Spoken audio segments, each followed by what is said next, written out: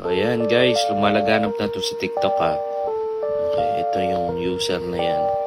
At marami pa yan sila dito sa TikTok. So, ang gagawin nitong mga user na to, manghihingi sila ng rewards. Minsan magde-demand yan. Yan, or yung 50,000, yung pinakamahal na nakita ko eh.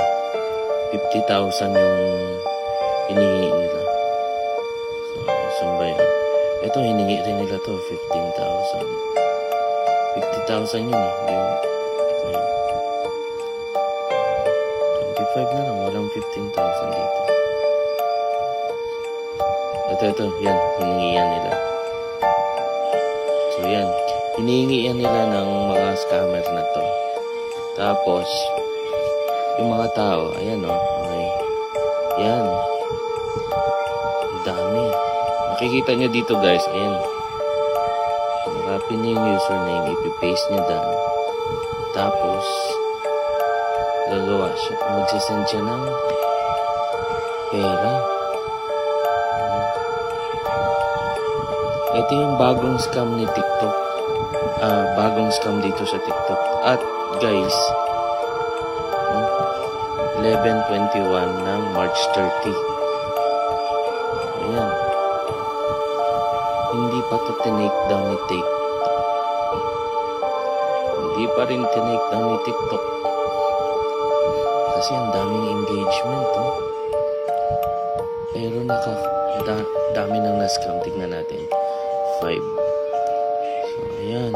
Oh, ay wala. Ito lang. 5 piraso, 5 tao ang nag-send ng 100 coins reward.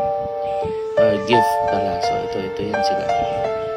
Yan, sila yung nag-send ng pera. Okay? Anong tingnan mo? Ayan siya. Ayan. So, ayan guys. Yan yung mga taong naloko.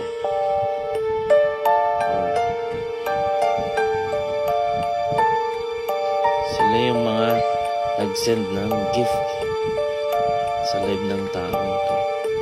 Siyempre, expectation nila makakuha sila ng pera pero wala silang marireceive na pera. Kasi scam to guys. Scam. Scam. Oh. Ano na, TikTok, bakit mo hinahayaan yung ganitong fraud?